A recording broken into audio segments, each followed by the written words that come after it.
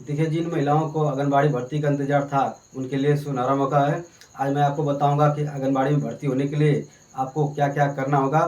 सारा जानकारी मैं आपको बोर्ड पर बताऊंगा। बस मेरे वीडियो में लास्ट तक बने रहिए। तो देखिए, आंगनबाड़ी भर्ती 2026 यानी कि महिलाओं के लिए आंगनबाड़ी की भर्ती निकल के आ चुकी है। कुल पद की बात करें तो 60,000 प्लस, यानी कि जो भर्ती निकल कर आपके आई है वो आपका 60,000 प्लस भर्ती आपकी रहेगी।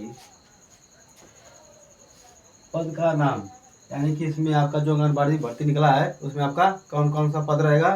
तो देखिए, इसमें आपका कार्यकर्त्री रहेगा, सहायिका रहेगा और आपका सुपरवाइजर रहेगा। यानी कि जो आंगनबाड़ी की भर्ती निकली है उसमें आपका 3 तरह का पद रहेगा। एक आपका कार्यकर्त्री का रहेगा, दूसरा आपका सहायिका का रहेगा और तीसरा आपका सुपरवाइजर का रहेगा। अंतिम तिथि आप देखिए, इसका फॉर्म भरा जा रहा है। इसका लास्ट डेट आपका 15 तारीख है। 15 तारीख से पहले आप इस फॉर्म को जितना जल्दी हो सके आप भर लीजिए। उम्र, आप देखिए इस फॉर्म को भरने के लिए हमारी जो उम्र वो कितनी होनी चाहिए।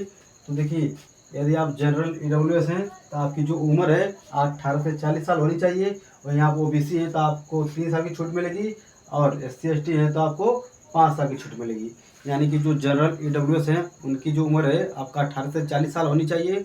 वहीं आप ओबीसी हैं तो आपको 3 साल की छूट मिलेगी, तो आपका 40 3 43 साल हो जाएगा। बाकी आप एससी एसटी हैं तो आपको 5 साल की छूट मिलेगी, तो आपका 40 5 45 यानी कि 18 से 45 साल उम्र होनी चाहिए। अब फीस, आप देखिए इस फॉर्म को भरने के लिए हमें फीस कितना देना पड़ेगा। तो देखिए, इस फॉर्म को भरने के लिए आपको एक भी रुपया नहीं देना पड़ेगा, यानी कि निःशुल्क है।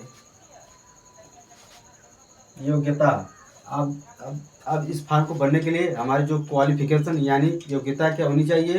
तो देखिए, आपका अलग अलग पदों पर आपका अलग अलग क्वालिफिकेशन मांगा है।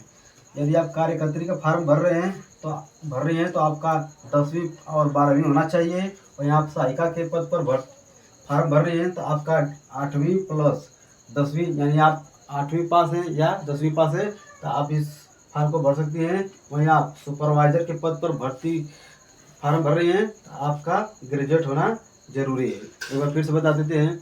देखिए, यदि आप कार्यकर्त्री के पद पर फॉर्म डाल रहे हैं तो आपका 10वीं और 12वीं होना जरूरी है। यदि आप 10वीं पास की हैं तभी आप इस फॉर्म को भर सकती हैं, और 12वीं पास की हैं तभी इस फॉर्म को भर सकती हैं। वहीं आप सहायिका के पद पर फॉर्म डाल रही हैं तो आपका 8वीं भी होना जरूरी है और साथ में आपका 10वीं भी। यदि आप 8वीं पास की हैं तब भी इस फॉर्म को भर सकती हैं और 10वीं पास की हैं तब भी इस फॉर्म को भर सकती हैं। अब आ गया आपका सुपरवाइजर। आप देखिए, सुपरवाइजर यदि आप ग्रेजुएट हैं तभी आप इस फॉर्म को भर सकती हैं। सिलेक्शन प्रोसेस, आप देखिए इसमें हमारा सिलेक्शन कैसे होगा, यानी हम फॉर्म जब डाल देंगे तब इसमें हमारा सिलेक्शन कैसे होगा। तो देखिए, इसमें आपका सिलेक्शन आपका मेरिट बेस पे होगा। जब आपका जो भी आपका 10वीं है और मतलब जो आप जिस पद पर आप फॉर्म डाल रहे हैं उसी के हिसाब का जो मार्कशीट है आपका कितना परसेंट आया है उसी के आपका मेरिट लिस्ट बनेगा। उसके बाद जब आपका मेरिट लिस्ट में नाम आएगा उसके बाद आपका डॉक्यूमेंट वेरिफिकेशन होगा। जब आपका डॉक्यूमेंट वेरिफिकेशन हो जाएगा तो आपका फाइनल सिलेक्शन हो जाएगा। एक बार फिर बता देते हैं। सबसे पहले आपका जो 8वीं 10वीं जो भी है 12वीं में आपका कितना परसेंट है उसी के आप आधार पर आपका मेरिट लिस्ट में नाम आएगा। उसके बाद आपका डॉक्यूमेंट वेरिफिकेशन होगा। उसके बाद आपका फाइनल सिलेक्शन होगा। आप देखिए, ये जो है आपका कार्यकर्त्री और सहायिका के पद पर है। यदि आप कार्यकर्त्री और सहायिका के पद पर फॉर्म डाल रहे हैं तो इसमें आपका मेरिट बेस पर होगा। वहीं आप सुपरवाइजर के पद पर डालेंगे तो आपका एग्जाम होगा। अब देखिए, ये तो हो गया आपका कार्यकर्त्री और सहायिका के लिए। आप सुपरवाइजर के लिए क्या है, तो देखिए इसमें आपका एग्जाम होगा। सबसे पहले आपको सिलेबस बता देते हैं कि सिलेबस में हमारा क्या रहेगा। तो देखिए, सिलेबस में आपका रीजनिंग रहेगा, गणित रहेगा, सामान्य ज्ञान रहेगा, करंट अफेयर्स रहेगा और आपका बाल विकास रहेगा।